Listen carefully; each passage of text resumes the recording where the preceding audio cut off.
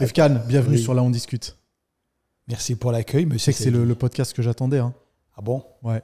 Tu sais pourquoi? Parce qu'on a discuté quand même pas mal de fois ensemble. Oui. Hors caméra, quand tu es venu t'entraîner dans ma salle, quand on a filmé des vidéos YouTube, et on discute toujours bien. Oui. T'as capté que le courant passait bien. Hein. Exactement. C'est pour ça que j'en reviens. Ah ouais, le courant passait bien de fou et c'est cool de pouvoir discuter, cette fois-ci enregistré. Parce qu'il y a des trucs que je sais pas sur toi et que j'ai envie de savoir. Et comme ça, on pourra développer un petit peu. Et puis passer un bon moment surtout. Avec plaisir. Passer un bon moment. Tu sais que maintenant, on commence à être les vieux de YouTube. Hein. Ouais, ça commence à dater cette histoire, mon ami. Hein. Tu sais que je rencontre de plus en plus de personnes qui me disent « Oh Nassim, je regardais tes vidéos il y a 10 ans. » Et je me dis le coup de vieux. Ça t'arrive toi aussi des fois qu'il y ait des gars qui te fassent bien comprendre que ça fait une décennie que... Bah, tu sais, je vois des abonnés qui me parlent beaucoup de l'époque de Page Hathaway. C'était il y a quasiment 8 ans, je crois, 7-8 ans. Tu crois qu'il y a des gens qui connaissent encore Page Hathaway? Oui, je pense. J'ai quand même beaucoup d'anciens, moi, qui sont restés dans ma communauté. Il y en a beaucoup qui sont partis, mais le chapitre Page Hathaway est ce qui a le plus marqué les esprits. Il est mythique. Ouais, putain, faut qu'on en parle. Il est mythique dans le feed game et dans le YouTube game, je crois. Ouais. Page Hathaway, si on devait la décrire pour ceux qui sont sur les réseaux depuis pas très longtemps, on dira c'est la feed girl par excellence, non? Oui. C'est la première des premières. Et oui. C'était un peu la figure légendaire. C'était le Pokémon rare. Voilà, ouais, c'était le Pokémon rare des feed girls américaines.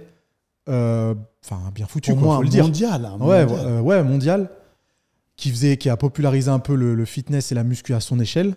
Et c'était quoi le délire, du coup? Écoute, le délire, mon pote, moi, c'est simple. Là, ça va être croustillant. Ah là, ça va être bon. Bah, tu sais, je commence les réseaux, Instagram arrive également, ça commence à se développer, je m'inscris dessus. Et je navigue, et puis comme ça, un beau jour, je tombe sur une bombe atomique. Vraiment, Nassim, faut dire ce qui est. Bah oui. À l'époque, elle était très belle. Bah, bien sûr. Et tu sais, moi, je vois ça, je dis, oh putain, j'aimerais bien avoir une copine comme ça. Donc, allez, pourquoi pas essayer de l'aborder. Et en fait, vraiment, je me disais que j'allais réussir. Je me disais pas, la fille, c'est une superstar, arrête de rêver. Je me dis, non, écoute, ça reste un être humain comme moi. Pourquoi pas tenter l'aventure? C'était pas un délire inatteignable? Au début, tu t'es dit, ouais, bah vas-y, ça va être marrant d'aborder la chose comme ça. Franchement, non. Vraiment, Nassim, hein, pour te dire, attends, je suis allé quand même jusqu'aux États-Unis pour concrétiser mon projet. Ça, c'est de la folie quand même. Donc, ça commence comme ça. Et puis là, je me dis, écoute, à l'époque, et toujours maintenant, j'avais des abonnés très engagés. Je me suis dit, pourquoi pas un petit peu leur partager ce projet? Je vais dire à mes abonnés, bon, les gars, j'ai besoin de vous, là. Je veux gérer une meuf qui habite aux États-Unis, c'est une superstar, elle s'appelle Page Hathaway. C'est magnifique, ça. Et mes abonnés étaient à fond. Alors, du coup, j'ai établi une stratégie. J'ai dit, bon, les gars, à la base, la stratégie, c'était quoi? C'était, elle va être invitée dans un salon style FIBO. Moi, je vais également me rendre au salon. Je vais raconter ça en vidéo. Et vous, mes abonnés, vous allez venir aussi. Et quand je vais sortir de la Lamborghini que j'aurais louée, vous allez m'acclamer comme si j'étais Brad Pitt, DiCaprio devant elle. Stratégie de ouf. Voilà. Il faut qu'elle comprenne que je suis un mec qui pèse trop dans le game. Et mes abonnés étaient super chauds pour faire ça. Et du coup, moi, je n'étais pas très patient parce qu'elle ne venait pas en Europe et moi, on ne m'invitait pas dans les salons. Donc, je me suis dit, écoute, on va aller la voir. Donc, j'ai regardé. À l'époque, elle habitait à LA. Son manager, c'était un gars. On le voyait souvent et tout dans les stories. Et tout se passait à Los Angeles.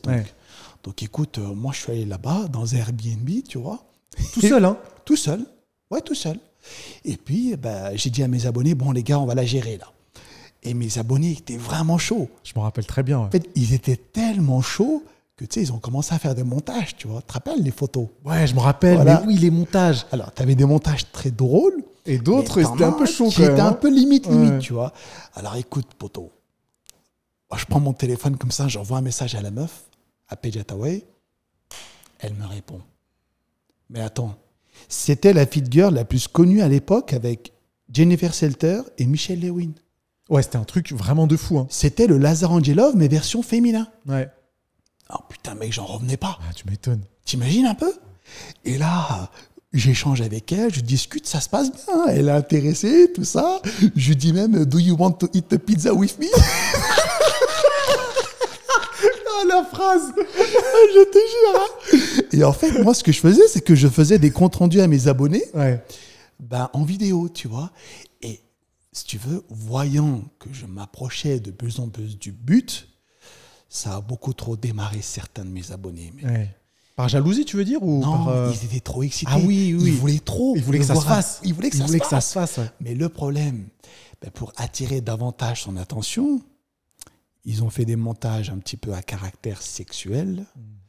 Ils ont essayé de l'aborder d'une façon, pour moi, inappropriée. Ils ont harcelé un peu ses pages avec ces montages en message privé, en commentaire et tout. Ouais, ça a spammé sévère, quoi. En fait, ça a spammé vraiment sévère. Moi, je pense qu'à la base, ça partait d'une bonne intention. Les mecs pensaient bien faire. Et en fait, là où les montages sont devenus extrêmes, concorde avec le moment où elle arrêtait de me répondre. Ouais. On discutait super bien. Et le dernier message, c'était « Do you want to eat a pizza with me ?» T'imagines, elle disait oui. C'était bon. C'était plié, mon pote. C'était plié. Moi, tu me mets une meuf dans la vraie vie, espérance de vie 30 minutes. Après, dans ma poche. Je savais. Et ce message du Want to eat a pizza with me, c'était quand tu étais à Los Angeles? Exactement, oui. Donc ouais, c'était à ça, quoi. On était à ça, mec. Le prochain message, c'était soit oui ou non. Ouais. Et c'était parti pour être oui. Mais quand elle a vu que elle se faisait harceler et tout, peut-être que son manager a dû lui dire, écoute, ce gars-là, il a l'air d'avoir une armée de fous. Peut-être que ce mec, c'est un barjot aussi. Ne tente Fais pas gaffe. trop. Ce qui peut se comprendre de sa part. Parce que imagine maintenant, Nassim, si nous faisions ce raid, si je puis dire, à cette époque-là maintenant. Cancel direct. T'es même au poste de police, je pense. Exactement. Et mon pote, j'étais à LA. Hein. Ouais. Bon, là-bas, les flics, ça rigole pas. Ah ouais, non. Et en fait, j'ai eu beaucoup de bol. Donc, on s'est bien amusé. Ça aurait pu se concrétiser, mais vers la fin, voilà, ça s'est arrêté comme ça, quoi. Et puis, à mon avis, voilà, elle a dû se dire, écoute, ce mec, c'est finalement un fou, il va beaucoup trop loin, je me sens pas bien, je me sens pas en sécurité, on en reste là. C'est une aventure de dingue quand même. Hein. Ah ouais, c'était trop bien. Et après, les abonnés, en fait, d'un côté, je sais pas si tu leur en veux ou pas, mais ils se sont fait emporter par l'engouement. Oui. Et c'est bien de se dire, parce qu'ils te prenaient pour presque un ami, tu vois, de se dire, oh putain, il y a un pote qui va gérer Page Hathaway, on est derrière lui, on veut que ça se passe bien, ça va être de la folie et tout. Ouais, c'était excellent. C'était dingue. Hein. Non, honnêtement, aucun regret. Ouais. Franchement, on s'est bien amusé. Et moi, je comprends mes abonnés parce que c'est tellement incroyable que t'es ce pote qui veut aider son autre pote à gérer la femme ultime. Mais grave. Bon, ils ont cru bien faire. Je pense qu'ils ont bien fait, mais ça a un petit peu dépassé les limites. Après, c'est pas grave. Hein. Oui, c'était impossible à anticiper, de toute façon. De toute façon, suite à cet échec, j'ai rencontré la femme de ma vie. Et tous en boîte. C'est très bien comme ça. Hein. Tous en boîte. Parce qu'entre nous, Nassim, honnêtement, imaginons maintenant qu'entre Paige et moi, ça aurait pu se concrétiser. Faire sa vie avec une fille, tu sais, qui passe son temps sur les réseaux, qui fait un peu le même taf que moi, je pense qu'au bout d'un moment, il y aurait eu des petites interférences. Moi, ça m'aurait dérangé, tu vois. Mais je partage cet avis aussi. Hein. Tu partages aussi? Ouais. Personnellement, peut-être que j'aurais des difficultés à partager toute ma vie avec quelqu'un qui fait la même chose, qui poste sur les réseaux. Non pas que ce soit mal de poster sur les réseaux, chacun fait ce qu'il veut, mais ouais. Il peut y avoir une interférence, tu vois. Je suis d'accord. Ouais. Et du coup, alors que Alizée, c'est une femme très discrète, qui vit dans la vraie vie, tout ça. 8 ans que je suis avec elle, ça roule comme sur des roulettes, c'est parfait. Fantastique. C'est magnifique. Tout s'est passé comme ça devait se passer. Tout s'est bien passé. Et encore, je suis vraiment content, du coup, de ne pas avoir été au poste de police là-bas. Ça aurait été une histoire. Je te dis que les montages, ça y allait. À chaque fois qu'elle faisait un post sur Facebook, elle se faisait atomiser la gueule. Ah ouais? Spammer à fond. J'étais toujours en tendance, mec. Hein. Top commentaires et tout. Je me souviens plus vraiment des commentaires, mais je me souviens de l'engouement derrière cette histoire et ça parlait que de ça. Écoute, si jamais tu es curieux et que tu veux insérer quelques montages dans le podcast, tu tapes montage FK. Ah ouais. Tu vas tomber sur des trucs, mon gars. Oh putain, mais trop marrant. Il y a un montage, ça me tue.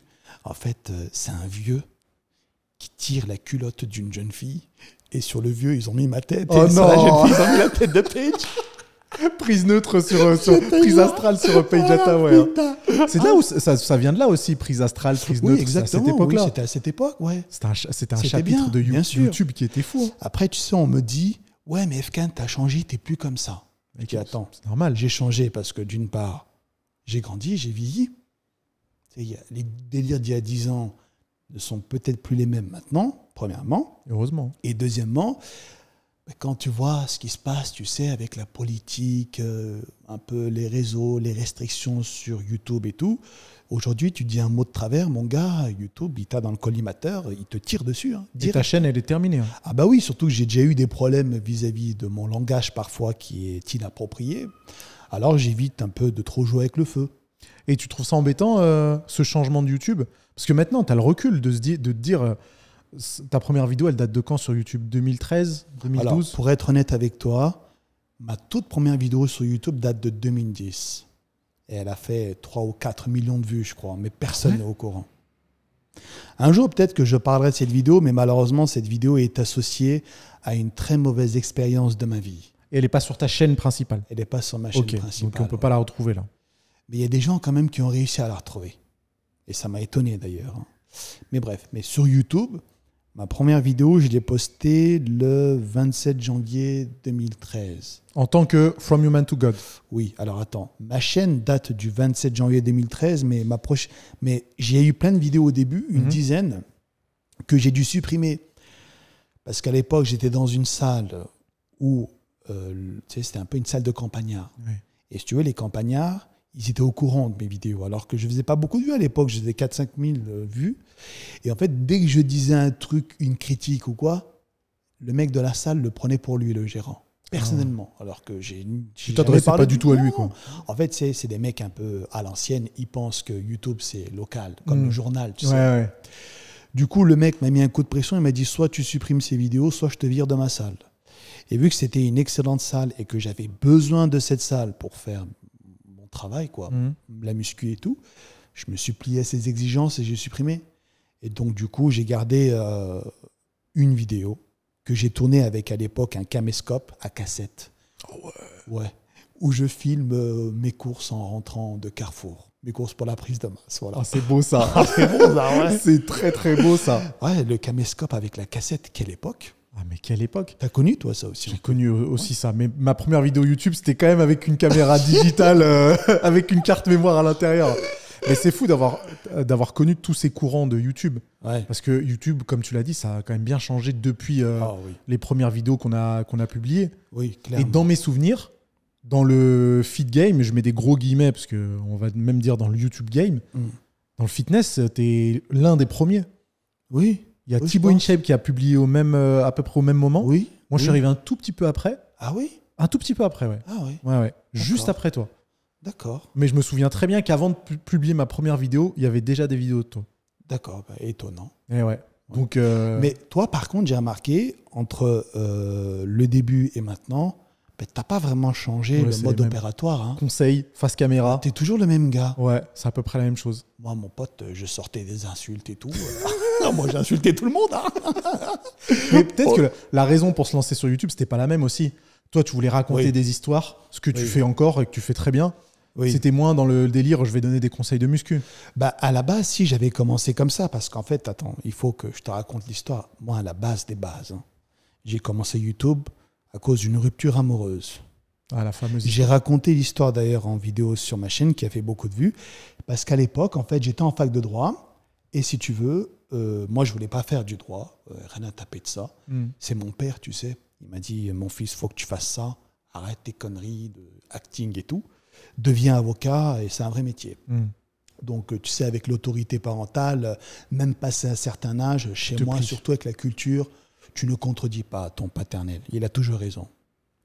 Du coup, moi, j'ai fait du droit. Et en fait, à cette époque-là, Nassim, j'ai rencontré une meuf, une bombe atomique. Mais vraiment une meuf qui n'avait rien à voir avec moi. Ouais. J'étais chétif, cheveux longs, jeans slim. Je me rappelle des photos. On était mi-ange, mi-démon, mi-homme, mi-femme, on ne savait pas trop. Mi-tectonique, Voilà. Pourtant, j'étais bien un garçon au fond de moi. C'est juste que j'aimais bien l'apparence. J'étais très inspiré d'un chanteur qui s'appelle Ronnie Raki. Voilà, donc je voulais un peu l'imiter. Okay. Donc cette fille, étonnamment, s'intéresse à moi. Le courant passe bien, on se met en couple, mais moi, je n'en reviens toujours pas. Nassim, la meuf, c'est une fusée. Étudiante en droit aussi. Exactement, il était dans ma classe. Ouais. En fait, j'étais au SEBA à Bourg-en-Bresse, donc c'est une annexe de Jean Moulin. Mhm. C'est en fait les profs de la fac de Lyon, mais qui donnent des cours à l'annexe, et c'est petit. Ok. En première année, on est 110, Ouais. 100 dans l'amphi, donc tout le monde se connaît un petit peu. Et si tu veux, donc je suis en couple avec elle, ça se passe bien. Et puis un beau jour, alors c'est arrivé, j'avais 21 ans, donc ça date maintenant, il y a plus de 15 ans, on devait, je crois, se voir pour réviser ou quoi, pour les partiels. Finalement, on est resté chacun de son côté à la maison pour réviser. Et en fait, elle est partie sans me prévenir à un bal. Mauvais délire. Voilà. Bon, moi ça me plaisait pas, mais je n'étais pas au courant. Et en fait, à ce moment-là, à ce même bal, j'avais des copains. Donc, tu sais, à l'époque, il n'y a pas de muscu. À l'époque, c'est vodka Red Bull, voilà, la vie d'étudiant. Ouais. Efkan, t'as vu, il y a un bal, viens, on y va. Je dis, poto, attends, moi je suis en pleine révision, mon père va me défoncer la gueule. Non, vas-y, viens, on y va, t'inquiète, ça va être cool. Alors, ok, ils me prennent dans la bagnole, j'y vais, et avant d'arriver au bal, on se met des races, tu sais, à l'époque, quoi. Et là, on arrive au bal, je sors de la voiture complètement défoncé, mais je reconnais quand même les visages, et je vois ma copine, littéralement, dans les bras d'un autre, Oh non. qui avait la même dégaine que toi. Un rugbyman, 1m90, un bon 100 kills, un monstre. Qu'est-ce que tu veux que je fasse avec mes 58 kilos tout mouillés et mon corps de traître? J'étais impuissant. Alors cette femme m'a foutu la mort, elle m'a trompé, parce que c'était attouchement et tout ce que tu imagines, tu vois. Malgré mon état de sobriété. Non, attends, quand on est défoncé, on n'est pas sobre. C'est l'inverse. Ouais. Voilà, malgré mon état de... Voilà. Malgré mon état d'ébriété. Voilà, c'est ça que je voulais dire. J'ai compris que cette femme était en train de me tromper avec un gars qui était nettement mieux que moi, physiquement en tout cas. Le choc. Et surtout, qu'est-ce que tu veux que je fasse? Est-ce que je vais aller péter la gueule du gars? Bon, elle a choisi un gars meilleur. C'est ce que tu t'es dit à ce moment-là? Oui, c'est ce que je me suis dit. Mais j'avais vraiment la haine, tu vois. Ouais. Alors du coup, j'ai dit à mes potes, bon, alors je vais pas dire de gros mots parce qu'on est sur ta chaîne, j'ai pas envie qu'il arrive des soucis. Les amis, allez, vous m'expédiez chez moi, j'en ai plein le cul, moi, de ces conneries.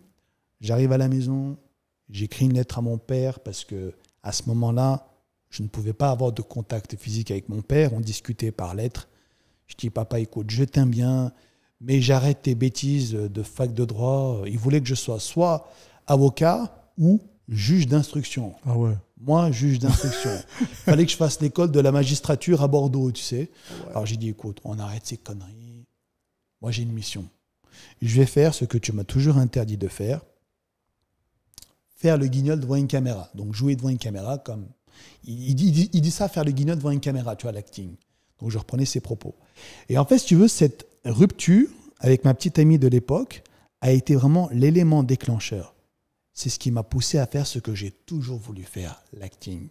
Bon, on en viendra après avec le projet de l'épopée là-dessus. Et en fait, mon seul but, c'était de montrer à ma meuf qu'elle avait fait un mauvais calcul. Je vais te montrer, moi, de quoi je suis capable. C'est un déclic de fou, quand même. Ah putain, à chaque fois que je m'entraînais... La rage. Ah, j'avais la haine. Ah ouais. Et en fait... Et c'est là que moi, je me suis défoncé. Et après, qu'est-ce que j'ai fait? Tu sais, à l'époque, j'étais sur un forum, et puis je postais comme ça ma transformation physique. J'avais plein de questions. Comment tu fais? C'est bien.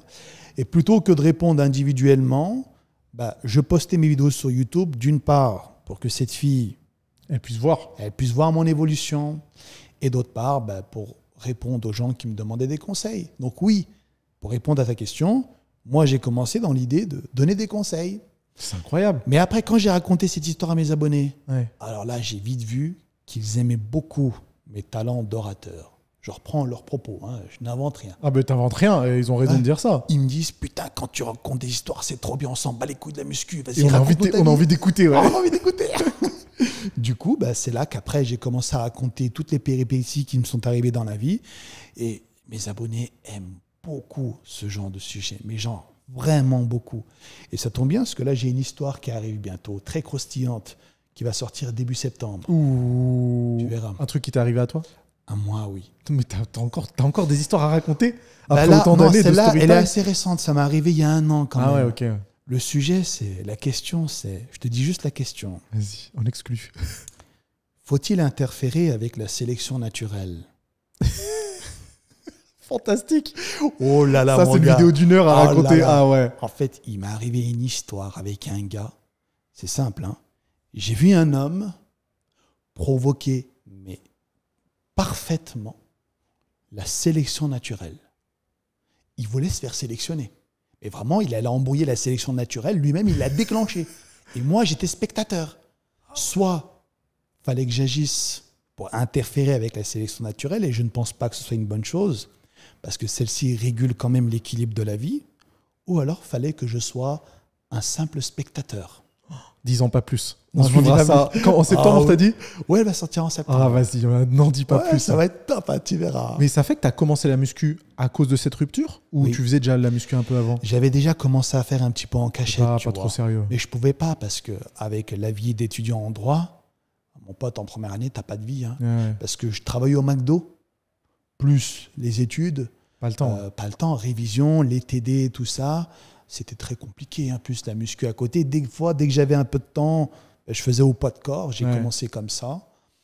Et après, voilà, quand j'ai arrêté la fac, quand j'ai fait la lettre, et j'ai tout de suite arrêté la fac après. Oh, le Je changement me de suis vie. mis à fond dedans. Ma vie, c'était McDo, muscu. Et quand je pouvais, les week-ends, vidéo. Mais si tu veux, au début, j'ai pas fait trop de vidéos parce que mon corps, il était un peu pourri. J'ai attendu au moins 6 mois, tu sais, pour que ça commence à gonfler un peu, Ouais. pour gagner en crédibilité. Et après, voilà, j'ai commencé à faire des vidéos comme ça, tu vois. Et tu l'as revue, cette fille? Je l'ai revue quelques années après, mais aux dernières nouvelles, alors, elle faisait une profession. Il n'y a pas de sous-métier, d'accord? Mais ce n'était pas un métier qui faisait vraiment rêver. Elle était caissière à Carrefour. On est loin des études de droit, quoi. Exactement. Donc, je l'ai vue de loin. Je ne suis pas allé à sa caisse, mais je suis pas certain qu'elle m'ait vu. Et puis, moi, je n'ai pas trop calculé, tu vois. Mais peut-être qu'elle me regarde. Peut-être. Il y a des chances qu'elle ait déjà vu tes vidéos, de toute façon. Hein. Je pense, oui. Surtout si tu as raconté cette histoire déjà. Donc, Oui, je forcément, pense, oui. à moins qu'elle soit au courant. Je pense. Hein. Les erreurs de jeunesse. Hein. Ouais. Voilà. Sacrée histoire, n'est-ce pas? Sacrée histoire. Mais ouais, c'est fou. Et il y a un truc, je suis quand même curieux sur cette chose-là. Tu le trouvais supérieur, le gars, parce qu'il était musclé. Tu t'es dit, en fait, c'est une meilleure version de moi et j'ai pas d'autre choix que de prendre du muscle, quoi. Nassim, tu sais, quand tu as 21 ans, tu sais que le tu physique, construis encore, ouais. en fait, le physique à cet âge-là est très important. Mm. Enfin, tu prêtes une certaine attention au physique. Hein. Et juste parce que ce mec physiquement était meilleur que moi, je me sentais nul, inexistant. Alors peut-être que j'étais plus intelligent que lui, plus cultivé que lui. Plus heureux que lui, plus Oui. tout ce que tu veux, ouais. Mais à 21 ans, le physique a vraiment plus d'importance que tout le reste. Ouais, t'as un filtre et ça fait que tu vois presque que ça. Voilà. Et quand tu vois ta femme en fait dans les bras d'un autre, tu te dis, elle est dans les bras d'un autre physique, une enveloppe corporelle. Ouais. Elle n'est pas dans les bras d'un homme, Shakespeare ou très intelligent ou quoi. Ouais. Tu es vraiment dans ses bras. Hein. Tu vois l'enveloppe directement. Le mec était tellement balèze, il l'a soulevé comme un ballon de volley, gros. Oh, Le choc. t'es là, moi avec mon corps de fragilus, qu'est-ce que tu voulais que je fasse? Pour la soulever, je la soulevais, mais je tremblais, mon pote. Voilà, tu vois, donc... oui, après, j'étais vraiment omnibulé par ça. Fallait que physiquement, je le surpasse. C'est un hasard malheureux de s'être retrouvé à la même soirée alors qu'elle t'avait pas dit qu'elle y allait Ben oui. et que tu te retrouves quand même là-bas avec tes potes. Ben, tu sais, quand tu habites dans une petite ville comme Bourg-en-Bresse, Tout se sait de toute façon. tout se sait, hein, c'est tout petit. Hein. C'est minuscule. Oh, cette histoire de muscu. Ouais. Et puis après, tu as décidé, gros guillemets, de faire le guignol devant une caméra. Ouais, bah, je reprends les termes de mon père. Hein. Pour mon père, c'est ça, faire le guignol. Et bah, écoute... Mais tu culpabilisais pas au début quand tu as fait ça. Enfin, tu avais l'impression que c'était quand même fait pour toi parce que tu arrivais bien, les retours étaient bons. Au début, quand j'ai commencé, si tu veux, tu sais pas. Donc, je me suis dit, je vais quand même adopter un certain code de conduite, de comportement. Je vais être poli, carré, droit. Je pense que c'est comme ça qu'on fait. En faisant comme ça, les trolls, c'était nouveau. Moi, je ne connaissais pas. J'arrêtais pas de me faire insulter. Je me dis, attends, je fais quand même l'effort d'être présentable, d'être bien. J'en prends plein la gueule. Mais si c'est comme ça, Bah les couilles. je vais les insulter maintenant. Après, j'ai commencé à m'en battre les couilles. Ouais. Les insultes ont continué. Mais au moins, j'étais plus libre, plus à l'aise devant la caméra. Je n'avais aucune retenue, pas de filtre. Et après, petit à petit, YouTube a commencé à mettre des avertissements. Voilà. Mais j'ai continué quand même jusqu'au jour où il fallait que je me calme un peu. Donc, j'ai remplacé certains termes par enculux, par exemple. Ouais. Qui passait mieux. Ouais, ça passe bien. Le robot dit rien. Donc, on en profite. Hein. Jusqu'à quand, je ne sais pas. Mais pour l'instant, ça Pour marche. l'instant, ça va, tu vois. Et le personnage de From Human to God, il apparaît à quel moment? Dès le début? En fait, c'est dès le début. J'ai commencé au stade d'humain. Je voulais finir comme un dieu grec. Ah, je voulais viser l'excellence. Hein. Parce que tu vois, c'est la remarque que j'ai fait quand j'ai vu l'épopée qui est sortie. Et je l'ai mis en commentaire sur la vidéo. C'est exactement fou ça. d'appeler une chaîne From Human to God il y a X années, plus d'une décennie, et d'arriver à concrétiser le truc. Ok, j'ai dit quelque chose en appelant ma chaîne comme ça. Bah vous verrez que je vais passer d'humain à Dieu. Exactement. En un certain nombre d'années. Exactement. Et tous les obstacles qu'on voit dans la vidéo, soit il y a plusieurs façons de l'interpréter. C'est soit les obstacles de la vie. Donc, pendant cette décennie, mon pote, j'en ai pris plein la gueule. Hein. Oh, Nassim. Parce que mes abonnés sont au courant que de la partie émergée de l'iceberg. Hein. On en a parlé en privé. Bien sûr. Oh, j'en ai traversé des obstacles. Donc ça peut être vu comme ça. Et malgré tout, je n'ai pas abandonné. Et quand tu parles d'obstacles, c'est qu'ils se moquaient du fait que tu aies envie de dépasser tu vois, ta condition d'être humain. Oui, en fait, j'ai eu des problèmes partout. Avec mes abonnés, dans le milieu professionnel, dans le milieu privé, dans le milieu familial. En fait, j'ai eu beaucoup de bâtons dans les roues. Par exemple, Alizée, ma femme, m'a dit « Moi, je me demande comment tu fais pour continuer avec tout ce qui t'est arrivé. Il y a longtemps que j'aurais tout bazardé. J'aurais arrêté. » En fait, c'est comme ça. C'est quand j'ai commencé mon truc, je me suis planté une graine dans la tête comme un cyborg. Ouais, j'étais programmé. Hein. Ouais. J'ai laissé un pec, mon genou, je m'en fous. Fallait que j'y arrive. Et mon essence, c'était la haine un peu. J'étais très en colère, tu vois. C'est un moteur fort. Hein. Très fort la haine. Je pense que c'est plus puissant que l'amour. Il y a moyen. Mais c'est dur, ça te consomme, tu vois. Ça te consume plutôt même, non?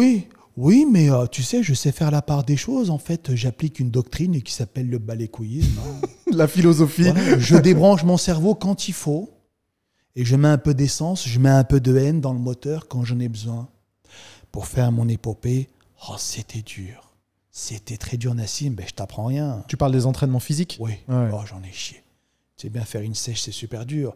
Là, j'avais besoin un peu de carburant. Donc, je me nourrissais comme ça. Bon, il n'y a pas que la haine, hein, il y a aussi la passion. Ouais, la motivation. Oui. Et surtout, en fait, je voulais prouver à une personne en particulier, c'est mon père. C'était un peu... Il m'a retenu enchaîné, tu vois. C'était ça aussi un peu la haine. C'est que j'ai pas pu commencer avant. J'avais bien envie de commencer. Depuis 12 ans, je voulais faire ça. Depuis que j'avais 12 ans. Du coup, c'était ça un peu mon moteur. Et je pensais surtout à mon père.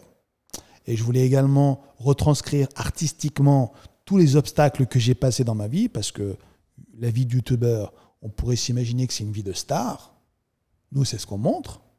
Mais ce qui se passe derrière le rideau, on ne sait pas. Et des fois, c'est pas très beau. Ah non. Oh là là, pas beau du tout. Hein. Et puis, les obstacles également dans la vidéo. Les vidéos représentent également la difficulté d'une préparation physique. Tu sais à quel point c'est dur. Ne pas craquer, s'entraîner tous les jours, la diète. Voilà, c'est pas facile du tout. Mais c'est pour ça que tu tenais aussi à expliquer, tu vois, toutes les couches de la vidéo. De dire, attendez, regardez, il y a ce qu'on montre à l'image, mais il y a aussi le sous-texte. Il y a aussi le fait que tout ça, ça représente les obstacles, ça représente mon parcours, ça représente tout à fait. Mon histoire. Oui. Quoi. C'est ça, oui. C'est exactement ça. C'est en fait mon épopée. C'est une histoire. C'est bien choisi. Donc, je suis le héros principal de mon propre film. Ah, c'est magnifique, c'est très beau. Mais tu sais que cette vidéo, mes abonnés l'ont beaucoup, beaucoup aimée. Mais pas que tes abonnés, hein, je pense. Oui, je pense beaucoup de gens. Mais parce que tu sais bien qu'elle a été vue par plus de personnes que tes abonnés, hein, probablement. Il y a un truc que j'apprécie, moi, c'est que toi, tu l'as partagé. Ça m'a fait vraiment plaisir.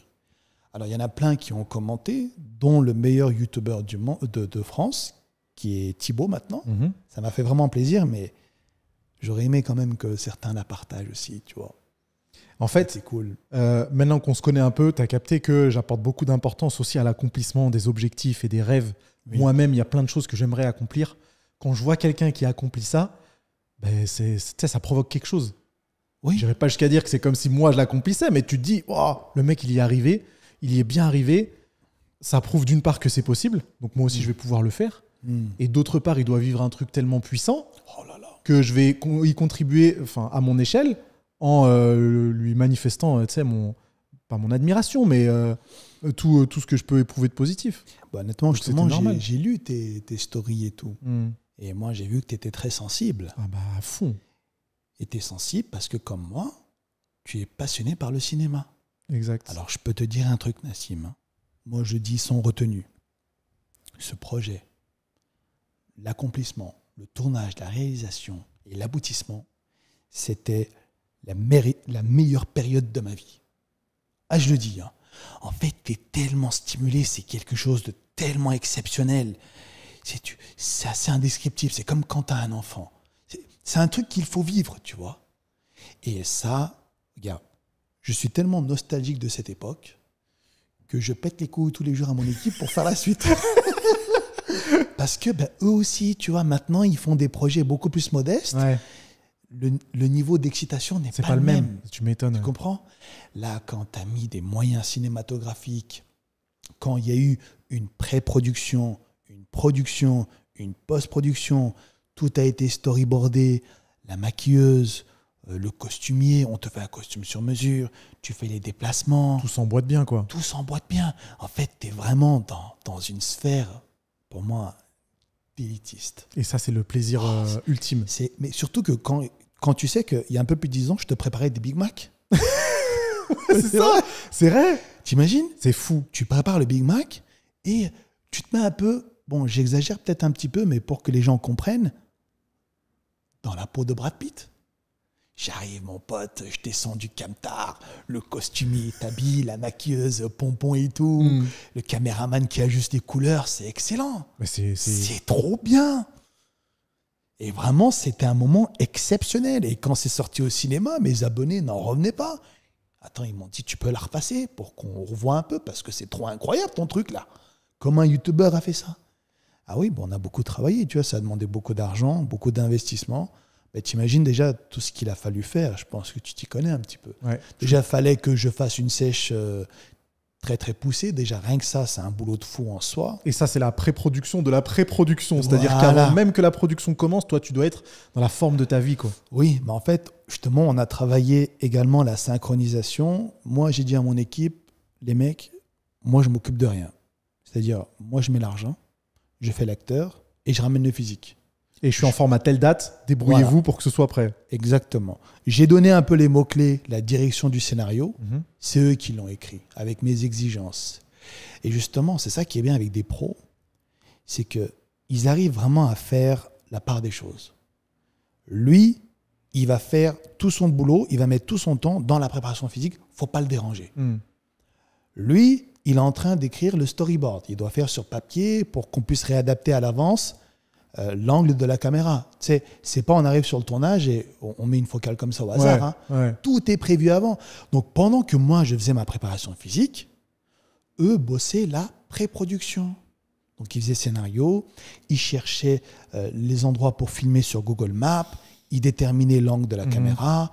Ah, c'était magnifique. Ouais. Et ce qui est bien, c'est que vu qu'ils m'ont pas dérangé dans ma prépa physique, je ne faisais que ça, Nassim. Que ça, du matin jusqu'au soir. Et mon gamin n'était pas encore là. Donc, je pouvais faire ça vraiment à plein temps. C'était trop bon. En sachant qu'à côté, tu as des pros qui travaillent sur leur mission, qui vont pas être dérangés, et tu sais bien que tu arriveras dans les meilleures conditions Ah, possibles. mais c'est ça qui est dingue. Tu sais que tout s'est super bien passé. Hein. Il n'y a eu aucun imprévu. Tout était nickel, emboîté comme ça. C'était trop bien. Mais du coup, ça change de fou avec YouTube. Ah, mais clairement. Parce que YouTube, par excellence, c'est l'endroit où tu vas tout faire tout seul. Où tu as commencé tout seul, tu t'es filmé tout seul, tu as fait les montages tout seul. Tout à fait. Et du coup, c'est pas à l'opposé, parce que ça reste de l'audiovisuel. Mais c'est une approche qui est grave différente. Bah, écoute, YouTube, c'est vraiment le niveau top budget. Et ce que tu fais à côté, c'est le niveau excellence, quoi. Ouais. Vous faites la même chose, mais les moyens ne sont pas du tout les mêmes. Hein. Ouais.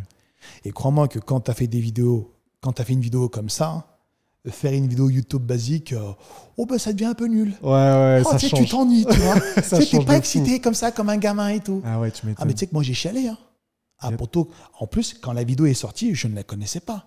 Parce que moi, j'ai demandé à voir la vidéo comme tout le monde. Je n'étais au courant de rien. Mon pote, la vidéo est sortie avec la musique et tout. Moi, j'ai chialé. C'était trop bon. Ouais, tu m'étonnes. La réalisation, la concrétisation de tout ce que tu as imaginé. Tout à fait. C'était magnifique. Mais c'était le projet quand tu as commencé YouTube de se dire à un moment dans ma vie, je vais faire un court-métrage comme ça qui peut-être laissera la place à d'autres choses. Tu sais, à la base, YouTube, pour moi, je le voyais à la base des bases comme un tremplin pour le cinéma. À la base, c'est ça. Le cinéma, objectif ultime. YouTube, ça te permet de gravir les échelons en quelque sorte. Alors, c'est un peu le chemin, du coup, que j'ai emprunté. Et cette vidéo-là sert d'épisode de pilote pour essayer de convaincre certains producteurs. Donc, on a envoyé le dossier à certains distributeurs, comme Netflix, HBO Max et tout. Et l'objectif, c'est de débloquer un financement à plusieurs millions pour qu'on puisse décliner cet épisode pilote en plusieurs épisodes. Et pourquoi plusieurs épisodes et pas un long métrage? Alors, ou un moyen métrage, tu vois ce que je veux dire? J'avais parlé avec Rockin VFX Studio, donc Damien. Lui, en fait, il bosse beaucoup avec Netflix, Canal+, et tout. Rockin Studio VFX, c'est ceux qui ont fait les VFX Exactement. sur l'épopée. Voilà. Okay. Et eux, ils m'ont dit, ce qu'on a fait, c'est beaucoup plus adapté à une série qu'un film. Donc, je pense que vaut mieux le présenter plus comme une série au producteur plutôt qu'un film. Parce que quand tu présentes un projet, il faut que tout soit clair. En fait, le producteur, il n'a pas le temps. Il ne faut pas qu'il réfléchisse. C'est-à-dire qu'il voit les personnages, le scénario. Tu lui balances pas une idée vague comme ça en espérant que ça puisse se concrétiser. Il n'a pas le temps, mon pote. Il faut passer par un avocat pour le contacter. C'est pas tu sonnes chez Netflix. tenez le projet. Ça ne marche pas comme ça, tu vois. Donc voilà, on est en train de tout préparer et tout, bien. Et puis, on a déjà quelques contacts. Ils attendent le dossier. Donc, on a envoyé un premier dossier. Il manquait certaines choses. Moi, ça m'a mis un coup de pression. J'ai dit, attendez, on va tout compléter, pile tout ce que vous voulez. Parce que Damien connaît des gens en interne. Et ils lui ont dit, rajoute ça, machin. Rajoute ça et tout. Il manque ces informations. Donc, c'est un boulot quand même, parce qu'il faut tout détailler. Les épisodes, il faut tous les détailler. Tu vois, le scénario, tout ça. C'est un travail monstre. Oui. Avant même que ça puisse être accepté ou financé. Et oui, donc c'est même pas sûr que ce soit accepté. Donc ça, moi j'ai dit, attends, je vais à Monaco faire la star un peu là. J'ai besoin de vacances là. Attends, j'ai trop bossé là, avec l'épopée et tout. L'arrivée du gamin, je suis un peu fatigué. Je vais à Monaco, je fais un peu ma star. Après, quand je rentre, je me mets dessus, je complète tout. Tu vois. Parce qu'il faut bien tout scénariser. Eh ben, on espère que ça va se concrétiser à mort. Ouais, j'espère. Ça serait vraiment exceptionnel. Ça fait que YouTube, c'est plus vraiment un tremplin parce qu'au final, t'aimes bien YouTube. Oui, c'est bien. C'est une aventure qui est cool. Oui. Et tu la prends à proprement parler plutôt que de te dire mon seul objectif, c'est de basculer au cinéma ou sur des grosses productions. Et YouTube, on s'en fout un petit peu en fait. Tu sais, Nassim, pour moi, YouTube, bien qu'à la base, c'était juste un tremplin, c'est un tremplin que j'apprécie beaucoup. Que moi j'aime bien YouTube. On s'y plaît bien. YouTube, c'est excellent. Je pense la même chose. Ouais. Franchement, je partage mes idées à travers des vidéos. Je pratique ma passion toujours et je partage également cela avec des gens qui sont sensibles. Et puis j'ai également tissé des liens avec certains abonnés. Tu vois, honnêtement, YouTube, c'est très bien. Après, oui, il y a quand même des côtés négatifs. Donc la partie caché de l'iceberg, comme on dit, mais dans l'ensemble, oui, c'est super. Et si ma vie devait rester que sur YouTube, ça ne me dérangerait pas. C'est aussi bien, mais c'est quand même moins bien que le cinéma, tu te doutes bien. Ouais, bien sûr. Mais je vois les choses de la même façon pour YouTube. Même si moi aussi, je suis passionné de ciné, et ce qui me passionne, c'est plutôt la réalisation. Tu vois, j'aimerais bien un jour pouvoir réaliser mon propre film, plutôt que l'acting. Et dans ce sens-là, YouTube, je trouve que ça peut être un bon entraînement. Mais j'avoue que ma vie de youtubeur, entre guillemets, c'est bien aussi. C'est bien, ouais. Je peux vivre de ma passion pour la musculation, partager des conseils avec les gens que ça intéresse. Après, tu sais, vu que tu as pour projet de réaliser un film, moi, c'est quelque chose que je te souhaite, mais c'est un projet assez concret ou c'est juste dans un coin de ta tête? Ah non, ça se fera un jour. De la même façon que... Mais t'as déjà le scénario et tout? Non, j'ai pas le scénario. Au moins la thématique? Ouais, j'ai la thématique. C'est bon ça. Donc ça se fera un jour ou l'autre. Et puis je pense que même si on s'est vu que quelques fois. T'as compris que j'étais aussi un peu déterminé. Oui, je vois. Donc, ouais. je m'arrêterai probablement pas tant que c'est pas accompli. Ah, il faut le faire, Nassim. Ouais. Et tu sais que, regarde, je veux tellement faire la suite de mon épopée, parce que la suite de mon épopée serait quoi? Le combat contre le titan Chronos. Ça me fait rêver. Si tu déclines un peu ce combat en plusieurs histoires. Chronos, dans la mythologie, c'est le père de Zeus. Hein. C'est le titan, oui. Le C'est titan père de ultime. Zeus, voilà. Et en fait, dans la mythologie, Chronos, il veut manger les fils de Zeus parce qu'ils ont le pouvoir de le détruire. Parce que le sang de Zeus, il est à part. Ça, je savais pas. En gros, le grand-père et les petits-fils ne s'aiment pas. C'est le bordel, la mythologie grecque. Ouais. En gros, c'est ça, tu vois. Et tu sais que, justement, j'ai tellement envie de faire la suite que je me suis dit, pourquoi pas autofinancer. Mais le problème, putain, faut que j'en fasse des God 10. Hein. Ah, ça coûte Oh, ça coûte mais tellement cher. des God 10 qui est ton code promo sur Prozis. C'est pour ça Voilà, qu'il dit ça. ouais. Oui, c'est ça. Mais il y a déjà eu des gens qui finançaient, tu sais, avec les plateformes participatives. Ils te disent, j'ai besoin de 5 millions pour mon film. À quelle hauteur ma communauté veut y participer? Et tu vois, ça participe. Je suis au courant de 2 ou 3 projets comme ça qui se sont faits aux États-Unis. Mais c'est vrai que ça demande un investissement colossal. Honnêtement, oui. Bah, pour faire un projet comme ça, le financement participatif, bah, honnêtement, sur des sommes comme 20 000, 30 000, c'est réalisable. Mais dès qu'on rentre dans du 6 chiffres, à moins d'avoir des millions de mecs derrière toi, C'est chaud. c'est très chaud, Nassim. C'est très, très chaud. Ouais. Voilà. Mais vu la qualité de l'épopée, on espère que ça va convaincre.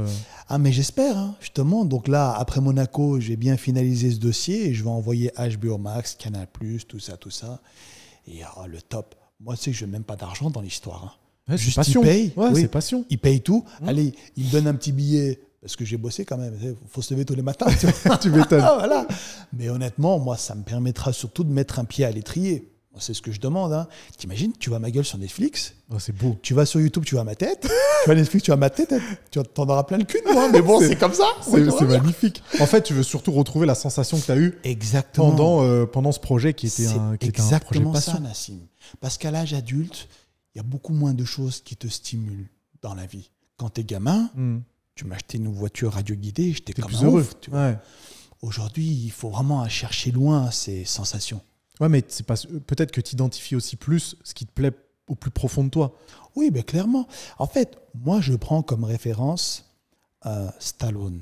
J'aime beaucoup Rambo et Rocky. Parce que pour moi, en fait, ma vision de l'acting, c'est quoi? T'es un mec musclé, tu fais des films d'action. C'est ça, mon truc. Faire des films d'action avec mon physique, tu vois. Mais surtout, C'est ça qui me fait rire. tu as pris l'un des meilleurs exemples parce que Stallone avec Rocky, il a tapé fort. Hein. Ben oui. Nominé aux Oscars. Meilleur Oscar du, je crois, si je dis pas de bêtises, meilleur film et meilleur scénario, un truc comme ça. Pour Stallone, immigré, fils d'immigré italien, non, immigré italien carrément, c'est de la folie. Bien sûr. Et en fait, on a connu cette époque-là avec Terminator 2. Ouais, bien sûr. C'est quand tu vois Schwarzenegger aussi jouer dans des films comme Predator. En fait, moi, j'ai grandi avec ça. Donc, ma vision du cinéma s'est façonnée à partir de là. Quoi, écoute, on est nés tous les deux en 87. Voilà. On a la même éducation cinématographique. Voilà, donc on connaît les mêmes films d'action. Ouais. Voilà. Et pour ceux qui sont de la même époque ou ceux qui ne sont pas de la même époque, dans les années 90, c'était vraiment le best du best en termes de période pour les films d'action. Et ouais, c'est là qu'on a fait notre éducation cinématographique. Après, je ne sais pas toi, mais moi, j'ai également beaucoup grandi avec les films de Jackie Chan et Jet Li. Parce que quand j'étais gamin, mon père avait installé une parabole à la maison pour capter la télévision turque. Et des fois, il me demandait de tenir la parabole quand il mangeait pour que ça capte bien. Mais non, je dis ah ouais, c'était galère. Et en fait, en Turquie, il faut savoir que Jackie Chan et Jet Li sont deux légendes. Ah, c'est des superstars. Franchement, les mercredis et les vendredis, t'avais un film d'action comme ça, Jackie Chan et Jet Li. Mais c'est magnifique. Quand t'es gamin, tu vois Jackie Chan, il rentre dans un bar, il prend les chaises, il éclate tabasse tout le monde. Il fait toutes ses cascades, c'est fantastique. Et tu te dis, c'est trop bien. Et quand t'es enfant, tu veux être comme ça. Mais j'ai exactement les mêmes références. Hein. Stallone, Schwarzenegger, Van Damme, Bruce Lee, Jackie Chan. Exact. Et évidemment que ça fait... Et tu sais, je pense que tu arrives à ressentir ma passion, mais j'ai vraiment envie de faire ça. Mais je suis prêt à tout donner, mec. Mais du coup, attends, ça me permet de penser à une question. Tu sais, ces gars-là, c'est des gars qui se sont construits eux-mêmes. Oui. Ils n'avaient pas une thune. Ils sont arrivés à faire les productions les plus incroyables du cinéma. Il y a une sorte d'identification. Enfin, moi, je le dis, je m'identifie à ça aussi. Hein. Oui. Je me dis, je viens de nulle part. Oui. Personne m'a fait. Si, il y a toujours des rencontres qui te font, mais je veux dire, mes parents, c'est des ouvriers, ils sont pas dans le monde artistique. Tout à fait. Et pourtant, je suis convaincu de ma capacité à pouvoir bien réaliser sûr. un rêve comme ça. On peut. En fait, je pense que les gens s'en rendent compte, mais la passion, c'est un carburant à toute épreuve, mec. Un mec passionné qui désire une chose au plus profond de lui, il va être alimenté tous les jours par ce désir. En fait, il va vouloir assouvir cette envie. Moi, c'est comme ça que j'ai fait, et tu finis par y arriver. Mais tu sais que peut-être que c'est très symptomatique de notre génération, parce que ça m'arrive de parler des mêmes sujets avec des personnes qui sont nées bien plus tard, en l'occurrence des personnes qui ont une vingtaine d'années, et étant donné qu'ils n'ont pas ces modèles de self-made men Oui, des années 90, oui. j'ai l'impression de passer pour un extraterrestre quand je parle de ces valeurs-là. Et en soi, tu vois, peut-être que vraiment on est le fruit de notre époque et qu'on est issu d'une génération pour laquelle rien n'est interdit et qu'on peut se permettre de rêver très très grand. Alors que c'est peut-être plus le cas pour des personnes qui ont 15 ou 20 ans de moins que nous aujourd'hui. Ouais, bah parce que tu sais, ils n'ont pas grandi dans la même époque que nous, Ouais. c'est tout. Parce que nous, avant, on voyait, quand tu regardes par exemple un film de Jackie Chan, il n'y a pas d'effets spéciaux, c'est un peu rustique. Ouais. Le mec, Cascade lui-même. il s'est pété partout, Jackie les Chan. os, Il n'y a ouais. pas trop de tricherie. Alors du coup, ça nous représente peut-être un peu plus, mais aujourd'hui, tu vas au cinéma, tu mets un gamin de 20 ans devant un film comme Fast and Furious. En fait, c'est tellement incroyable, avec des effets spéciaux et tout, que le gamin se dit, c'est pas possible de faire un truc comme ça, tu vois. Ouais. C'est pour ça qu'en fait, on n'a pas les mêmes références. On n'a pas du tout les mêmes références. Ouais. Voilà. Donc, je pense que c'est comme ça, ouais. Et étant donné que la passion, c'est un peu l'acting, du coup... Excuse-moi, je te coupe. Ouais. Alors oui, j'aime bien faire de l'acting, mais comme toi, j'aime bien aussi tenir les rênes du projet, tu vois. C'est excellent aussi réalisé. Il y a l'aspect créatif Franchement, qui reste derrière. c'est top. Hein. Et c'est pour ça, en fait, c'était ma prochaine question. Oui. J'allais dire, attends, comment tu vas faire quand tu auras un réalisateur qui va te dire fais ça, ça, ça, ça, ça. Non, justement, je suis également dans Ouais. la réa, parce que finalement, ce que les gens, enfin, je pense qu'ils le savent, mais dans un film, on retient beaucoup l'acteur. C'est celui qu'on voit. Mais l'acteur, c'est quoi? C'est un pantin.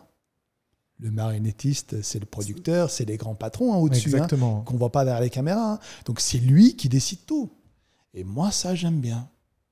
Franchement, là, si tu devais me demander de choisir entre acting et réalisateur, si je devais prendre un des deux et pas les deux, je pense que je tenterais plus la réa. Tu vois. Ouais. Parce que comment tu sais que le projet, il a vraiment ta patte, quoi. Exactement. Voilà, ça, c'est très important. Il faut qu'il soit exactement comme tu veux, parce que tu es un artiste, tu veux exprimer ce que tu as envie de la bonne façon. Il faut que ce soit très clair. Et tu as envie de provoquer quoi comme émotion chez les personnes qui ont regardé l'épopée déjà?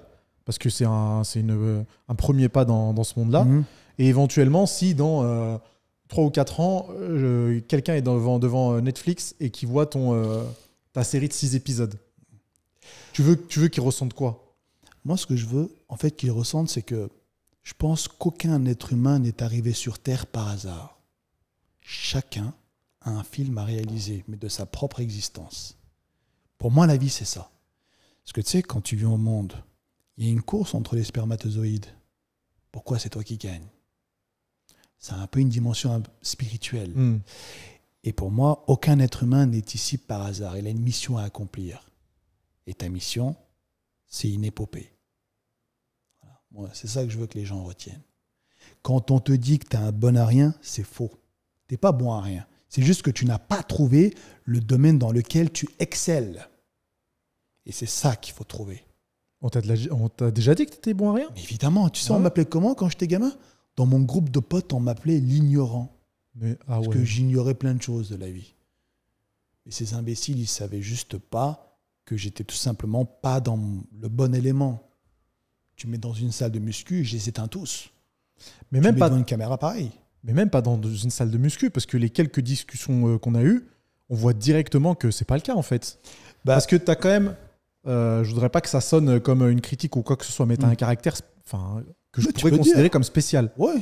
Tu as ton caractère bien à toi. Ouais. Il faut savoir t'appréhender, mais quand on sait Ouais. t'appréhender, on se rend compte qu'il y a plein de choses derrière. C'est vrai, oui. Des choses que probablement ton entourage ne pouvait pas voir quand tu étais peut-être un peu plus jeune. C'est vrai, ben, tu sais, l'être humain, généralement, il n'aime pas trop se casser la tête. Hein. Ouais, c'est vrai que S'il peut juger un livre à sa couverture et que ça va dans son sens, c'est très bien pour lui. Peu de gens prennent le temps d'ouvrir le livre. Mais tu l'as ouvert, tu as vu comment je suis maintenant. Ouais, j'ai bien vu. Ouais. J'ai bien vu. Et c'est pour ça que mes abonnés les plus anciens, ils savent comment je suis. Donc, tu penses qu'ils arrivent à quand même voir à travers la carapace et... Oui. Il y a des choses que je ne dis pas parce que tu peux pas sur Internet. Sur Internet, je peux pas. Et puis, j'ai eu récemment beaucoup de problèmes avec l'espèce humaine, comme on en a parlé. Je me braque un petit peu, tu vois. Mais au fond, je pense que certains abonnés ont réussi à bien me cerner et me comprennent. Mais du coup, si vous êtes convaincu d'être... Si on vous a convaincu que vous étiez bon à rien, c'est faux. C'est ça le message. Clairement. Ah, mais oui, clairement. Ben non, mais déjà, attends, tu as eu la capacité de gagner une course. À ton départ, avant même ta naissance. Alors moi, je crois en Dieu, donc peut-être que mon interprétation est un petit peu influencée, mais pour moi, ça, ce n'est pas un hasard. Ton histoire commence à partir de là. Malheureusement, l'être humain, surtout au stade de l'enfance, c'est une page blanche. Il s'est facilement influencé. Et c'est bien ça le problème.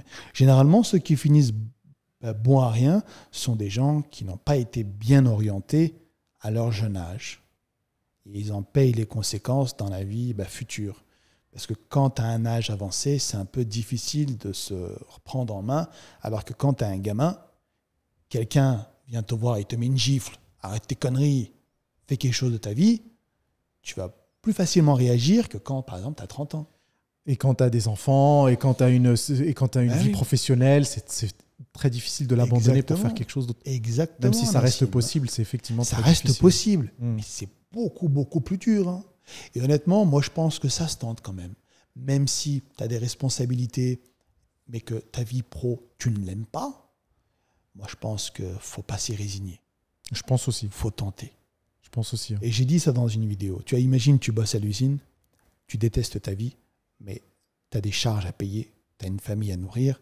Moi, ce que j'ai dit, c'est tu économises le temps de couvrir tes frais pendant 1 an. Tu quittes ton boulot et tu te donnes 1 an pour faire un truc que tu as vraiment envie de faire depuis le début. 1 an, moi, je pense que c'est bien. C'est très bien, ouais. Avec le chômage et tout, ça te donne le temps de faire ce que tu as envie de faire, quoi. T'imagines une vie gâchée? Le mec, toute sa vie, il fait un métier qu'il déteste. Ça sert à quoi? Je suis 100% d'accord avec toi. Voilà. Je me rappelle d'un podcast que j'ai vu il y a quelques années, où le gars, c'était un psychologue et il disait justement, choisis ta difficulté. Parce que vivre une vie qu'on n'aime pas, c'est difficile. Et faire les changements nécessaires pour vivre une vie qu'on aime bien, c'est difficile aussi. Il faut juste choisir sa difficulté. Exactement. Les deux sont difficiles, il n'y a pas de solution facile. Exactement. Mais qu'est-ce que tu choisis? Continuer à être frustré pendant encore 30 ou 40 ans, ou alors prendre les dispositions nécessaires pour te mettre en difficulté et arriver, espérons, à trouver ton épopée. Donc c'est clair que c'est un choix difficile. Et on peut comprendre que certains aient un peu peur de se lancer. Et peut-être que c'est facile aussi pour les gens qui vivent de leur passion de dire vas-y, lance-toi. Mais ouais, choisis ta difficulté. Alors tu sais, excuse-moi, je te coupe si tu as fini. J'ai fini.